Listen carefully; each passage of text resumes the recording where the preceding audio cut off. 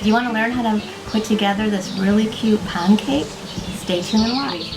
I want to look at bark on the side of the cake, so I'm going to take some chocolate. This is my favorite chocolate, and this is a dark chocolate. I'm going to put it over a bath of water that's on low. Stand here until it all melts, and it does not take long, so you don't want to leave. I'm not going to make this a ganache, so I won't be putting cream in it. It's just going to be melted chocolate. So now it's got little pieces on there that still aren't melted, but it's good enough that I can take it off. Now I simply just keep stirring it until it's totally smooth and silky.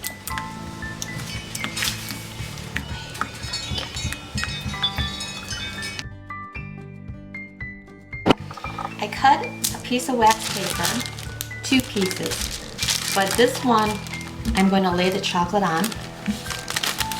And to do that, I'm just simply going to pour the chocolate over it.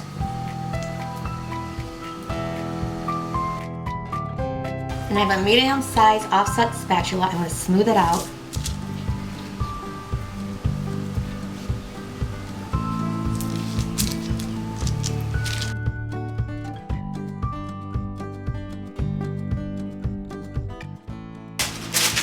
Now I'm going to take the other piece of wax paper and lay it on top and just smooth it out with my hands.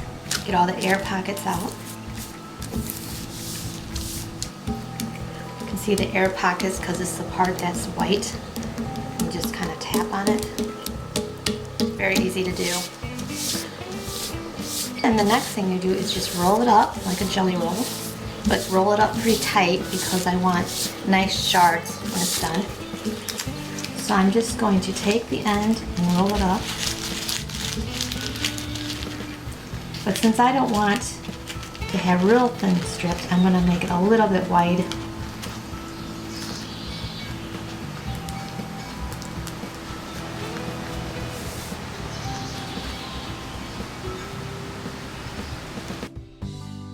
Now I'm going to put it in the refrigerator to set for about an hour. I have the cake crumb coated, which I did in a different video, but now I'm going to decorate it with the frosting. I'm going to have it a green, and this is a moss green. Sometimes when I need more green, I use the end of a spoon because sometimes the toothpick just doesn't give me enough. So I'm just going to scoop in here and use the end of the spoon because with coloring, hard to know sometimes, and if you don't have time to set it overnight to have it be darker in color, then you have to do it this way. I'm going to add just a tiny bit of yellow to this, just a couple drops to make it a little brighter. The green to the top part. I'm going to put some at the bottom too, but the top part is going to be covered more because we're going to put the chocolate at the bottom. I'm just going to put the Italian meringue frosting on the sides.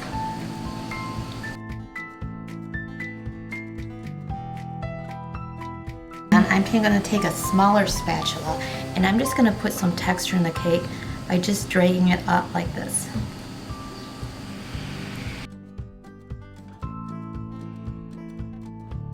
Now I'm going to put the cake in the refrigerator for around 10 minutes, so this is a little bit harder, and then I'm going to put a different green color over this to make it look more like grass. This is a juniper green and it's a lot darker than the other moss green, so I'm going to put that into the moss green that I have left from what I did before.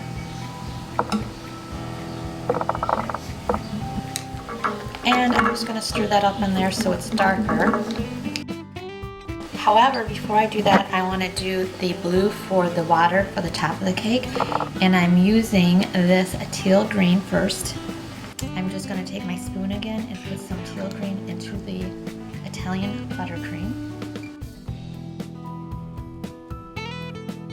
Add some grass green to another bit of Italian meringue, but not very much, because this is going to go in with the blue for the water. Since it is a pond, I don't want it to look too much like an ocean color.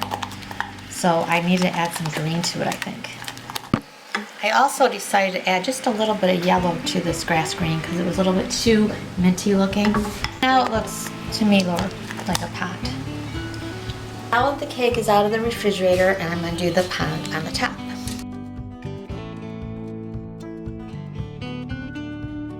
Now the next step I want to do is I want to put some green on the top. And how I'm going to do that is just, again, just put it on there. But I'm going to just put it in sections, like there, and there, and there, and there, and there. And what I do is I take my offset spatula and I just go around like this. So it's kind of just in it. And this part you do kind of want it smooth because ponds are not real wavy, so try to get as smooth as you can. But it doesn't have to be perfectly smooth. And this is a little too green for me, so I'm going to go back into the blue and put a little bit more blue on top of this. But I don't want to lose the green color, so I'm going to just put a little blue in it. I have my juniper green here, and I also have the other green that I did in the pond, and I'm going to use both of the colors. I have a small offset spatula, and I'm just going to take first the juniper green and just apply it like this all over the cake, even at the bottom part. I have a piping tip, Wilton 233. I use this for hair, you know, on a monster sometimes, but you also can use it for making long grass. So I'm going to just fill my piping bag with that juniper green, and I'm just going to press down and come up. Squeeze, and then come up. Just look like grass on the sides.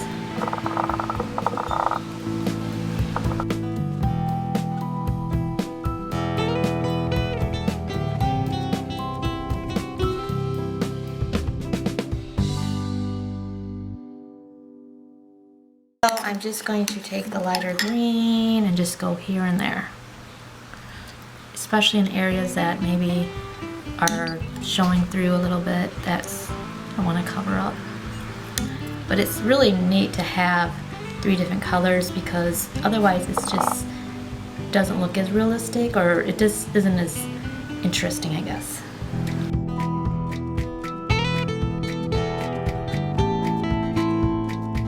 I took the chocolate out of the refrigerator, and really only takes probably 20 minutes to set, but because I was doing the cake, I left it in there for an hour, but it doesn't need that long.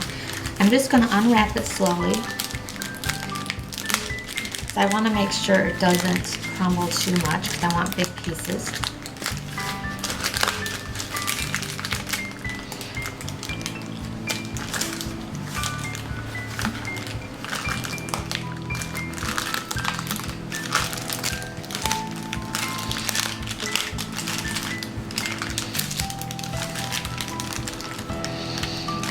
And it does melt fast, so you have to work with it kind of fast, especially in the summer months. And I don't have the air on today, so definitely, but it's nice here. It's just that it will melt. So I want to get these on here. And then I'm going to peel, of course, the one piece off. You can see there's the shards.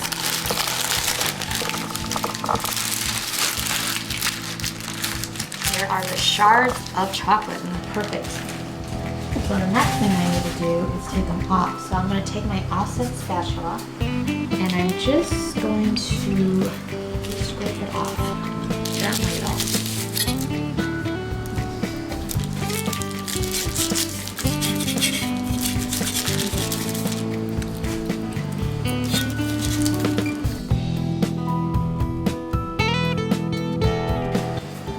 Here's a piece of chocolate. I'm going to snap it, and I'm just going to put it on like this and just kind of flatten it down.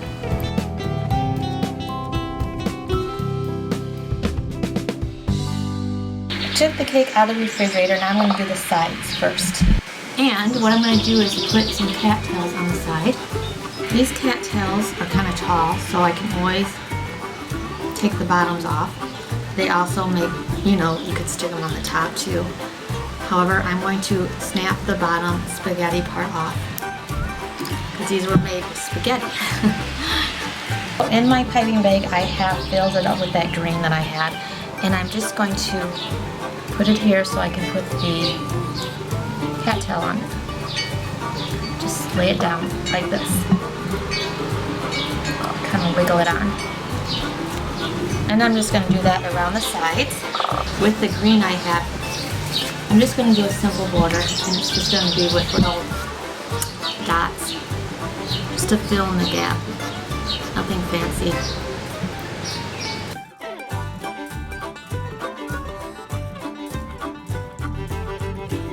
I have my little rocks, so I thought I'd put those at the bottom too, here and there. So I'll set one here, there, here and there.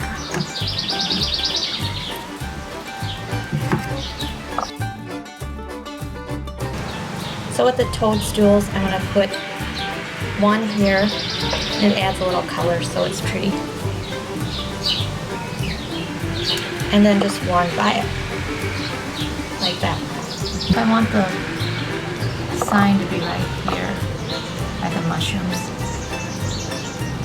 So I just stick that down center, of course, which pretty much takes up the whole pond. And then we could pretend like the fish is coming up to get it, like this. Probably should have put a toothpick in there, but I didn't. So I'm just going to have to put the fin down into the cake. Hopefully that will work. Just do it like that, and like he's going to get the hook, even though there's not really not a hook here. But maybe I'll just put a little bit of frosting on his mouth so we can stick that there. Put it on there. There we go. See if that stays. The froggy on. I think where I want to put the frog, obviously in the water, so I'll just have him setting over here. And I made a lot more lily pads than I needed to, so I'm just going to use a few of them and save the rest for a different cake. There's a lot going on in this cake. I probably did too much, but I was really excited. So. But anyways, I need to stop here because I think that's good enough. So here's the pond cake, and I hope you liked it. It took a lot of steps. That's why I had it as a three-parter. And I hope you understand that, because I just didn't want to speed through it. And if you ever want to just fast forward some of my parts, that's fine too. But I don't want to leave out things, so people that want to have a more thorough tutorial, they can see it. If you don't, you can just speed it up. Anyways, thanks so much for watching. I hope you watch my next video.